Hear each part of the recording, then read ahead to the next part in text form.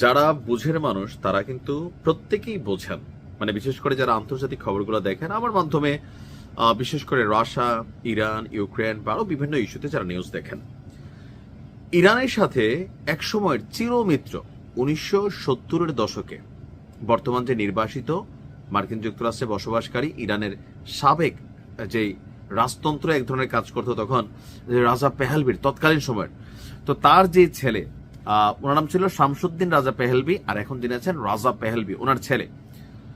তো তাদের সময়ে আমেরিকা এবং ইরানের মধ্যে ইতিহাসের সেরা ভালো সম্পর্ক ছিল। 79টা যুদ্ধ বিমানে দিয়ে দিচ্ছে, আর একটা নিউজে দেখছেন, আমি এটা বলছি। কেন এই শত্রুতাটা হইল? যখন সরকারের পরিবর্তন হলো, ইসলামিক রিপাবলিক স্টেট তৈরি হলো, এই সরকার প্রথম থেকেই একটা দিকে মনোযোগ দিছে, উত্তর কোরিয়ার মতন। তারা আজ থেকে 45 বছর আগে টের পাইছে যে আগামী দিনে পৃথিবীতে টিকা থাকতে হইলে, আপনার দেশকে রক্ষা করতে হইলে দরকার হচ্ছে পরমাণু শক্তি।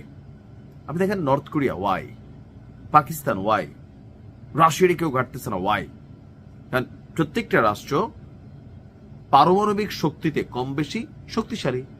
তো এখন আরব রাষ্ট্রগুলোর মধ্যে কারোর কাছে পারমাণবিক তো দূরের কথা, একটা মিসাইল বানায়নি ঠিক মতো, আপনি দেখান তো ভালো মানের হাইপারসোনিক সুপারসোনিক আছে নাই।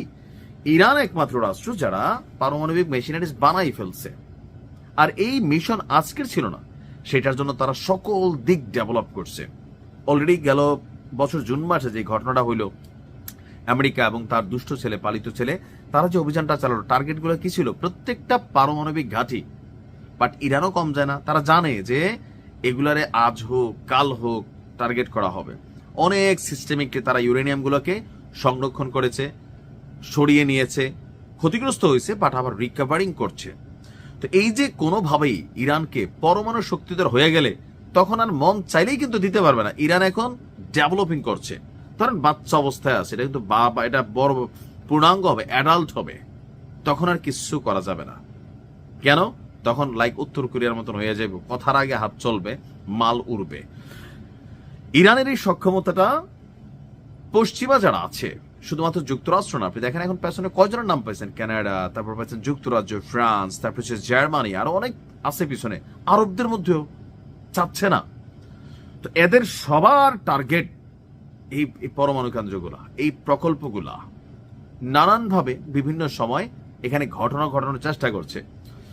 সর্বশেষ এই বিক্ষোভের মাধ্যমে এরা ভাবছিল সরকারটা ফালাই দিবে, আর ওই যে আমেরিকায় থাকা ক্রাউন প্রিন্স রেজা পাহলভি, সে স্বপ্ন দেখছে সে ক্ষমতায় বসবে, তারে ক্ষমতায় বসানো হবে। তবে ট্রাম্প কিন্তু না করে দিছে, কারণ এখানে ক্ষমতার আর পরিবর্তন হবে না, everything is right now under control. তো ক্ষমতায় গেলে ইরানের সামরিক খাতে পরমাণু কর্মসূচি যেটা আছে এটা বন্ধ করে দিবেন। এখান থেকে কিন্তু বিখ্যা গেছে এটা।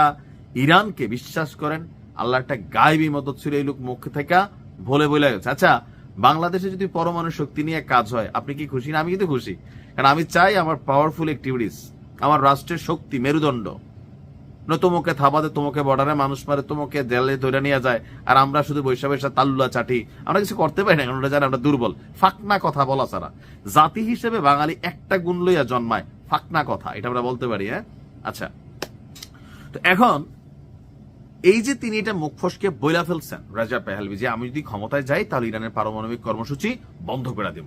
সাথে সাথে ইরানের কিন্তু সচেতন জনগণ বুঝা গেছে খেলা তো অন্য জায়গায়। তারপরে জনগণ রাজপথে নেমে গেল, সরকারপন্থী হইয়া একটা রিয়েকশন দিয়ে বসে। এরপরে কিন্তু পরিবেশটা বদলাই গেছে, আলহামদুলিল্লাহ। তো এখন যুক্তরাষ্ট্র এবং ইসলির প্রতিও এই যে ভালোবাসা, ইসলিকে আপনার সমর্থন দিবে, স্বীকারোক্তি বলছে সে ক্ষমতায় যাইয়ে প্রথমে। তো ইরানের জনগণ কি দেখতেছে যে আরে এই বিক্ষোভ তো আমাদের ছিল, আমাদের ভিতরে, এটা কই থেকে কই গেল? এখন তো একটা চেহারা বাই চড়তেছে। এখন কিন্তু জনগণ সচেতন। এখন আমার মনে হয় যে একটা বড় অভিযান হবে, যুদ্ধ হবে, দেশে বিদেশে এখনো চলতেছে খেলা। দেশের ভিতরে এক শ্রেণী এখনো বিভিন্ন জায়গায় বিচ্ছিন্নভাবে প্রতিবাদ বিক্ষোভ জারি রেখেছে, সরকারকে হিমশিম খেতে হচ্ছে। বাট ইরান নিজেদের কপাল খাবে যদি এই খেলাতে কখনো পড়ে যায়, জনগণ যদি সচেতন না হয়। ঠিক ফিলির ভাইদের মতন হবে, ফিলির ভাইদের মতন। আল্লাহ হেফাজত করুক। আসসালামু আলাইকুম।